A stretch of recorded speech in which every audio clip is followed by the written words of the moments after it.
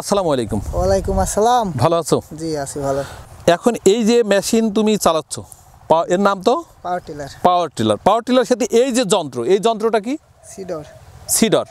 সিডরের সঙ্গে এই power tiller সঙ্গে যুক্ত কেন করা হয়েছে বা কি কারণ? এটা মাটি আরো ক্ষুদ্র ক্ষুদ্র হয়, এই জন্য ছোট ছোট হয়। কেন এই চাষের জন্য ভালো? এই জমিটা কি কাজে ব্যবহার হবে, মানে কি চাষের জন্য ব্যবহার হবে? পেঁয়াজ লাগানোর জন্য। তার মানে পেঁয়াজ লাগানোর জন্য ভালো হবে। সব থেকে বেস্ট হচ্ছে এই সিডর ক্রয় করা হয়েছে কতদিন? 1 বছর। 1 বছর। কি পরিমাণ টাকা উপার্জন সম্ভব হয়েছে বলে মনে হয়? ভালোই, খারাপ না। প্রতিদিন কয় বিঘা জমি চাষ করা যায়? 5-6 বিঘা।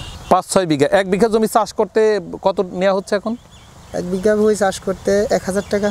মানে কয় চাষ? দুয়ার।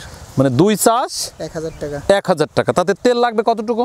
তেল লাগবে 3 লিটার। 3 লিটার তেল লাগবে। আমরা এখন যে অবস্থানে আছি, কৃষি যন্ত্রের সঙ্গে সম্পূর্ণভাবেই যুক্ত, কিন্তু পেঁয়াজ যে একটা অর্থকারী ফসল, সেই পেঁয়াজ চাষের জন্য সব থেকে বেশি প্রয়োজন কিন্তু এই সিডর। এই সিডর দিয়ে এ যাবৎ সময়ে কি পরিমাণ টাকা উপার্জন হয়েছে বলে একটা কি ধারণা আছে? না, এত হিসাব নাই। মানে দৈনন্দিন ইনকাম, দৈনন্দিন খরচ। এই পাওয়ার টিলার কেনা কতদিন?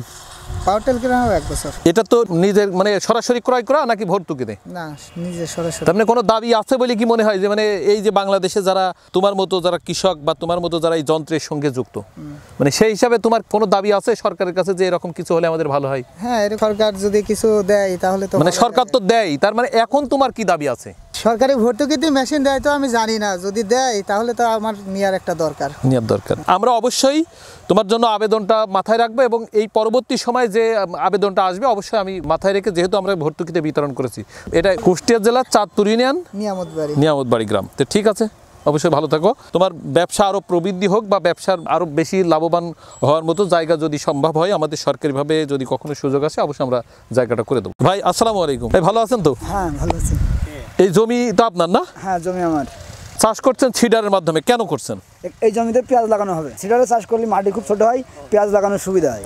আপনি কি বলতে চাচ্ছেন যে সিডার ছাড়া পেঁয়াজ চাষ করলে মনে হয় পেঁয়াজের সিডার ছাড়া অন্য পাওয়ার টিলার যুক্ত বা বড় ট্র্যাক্টর আছে, ওইগুলো দিয়ে আপনার মাটি এত ছোট হয় না আর কি। ট্রাক্টরে তো মাটি শক্ত হয়ে যায়, আর মাটিটা ছোট হয় না। আর আমাদের দেশে তো খণ্ড খণ্ড ছোট ছোট জমি, ওই কারণে এই জমিতে পাওয়ার টিলার এবং সিডারই মনে হয় সর্বোচ্চ বেস্ট। মানে বেস্ট। এই জমি চাষ করতে আপনার কি পরিমাণ টাকা ব্যয় হবে সিডারের মাধ্যমে?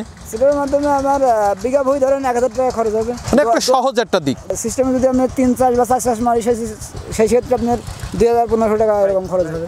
এই জায়গার পুরা মাঠটা কি সিডারের চাষ হবে না?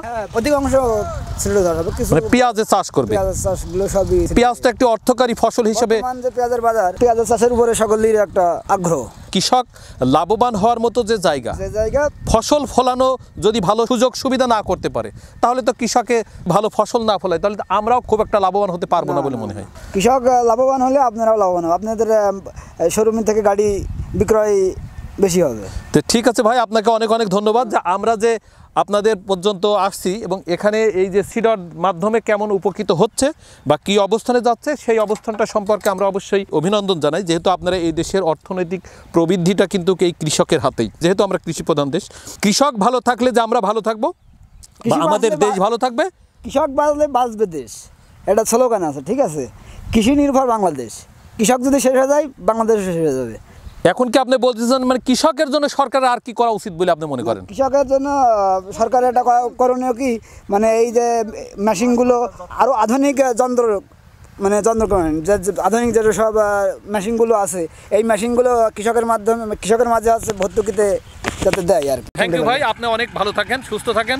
আর দর্শক, আমার ভাইয়ের কথা শুনলেন, আমরা অবশ্যই ভাইয়ের জন্য দোয়া করব, উনি যেন সুস্থ সবলভাবে ওনার ইচ্ছা পোষণ, মানে তবে দর্শক আমরা অবশ্যই ওনার জন্য দোয়া করব, উনি যেন সুস্থভাবে বাঁচতে পারে এবং ওনার উন্নতির অবস্থান থেকে যেন উনি আরও প্রবৃদ্ধি করতে পারে বা কৃষিখাতে আরও প্রবৃদ্ধি করতে পারে, সেই প্রত্যাশা রেখে আমরা বিদায় নিচ্ছি। ধন্যবাদ।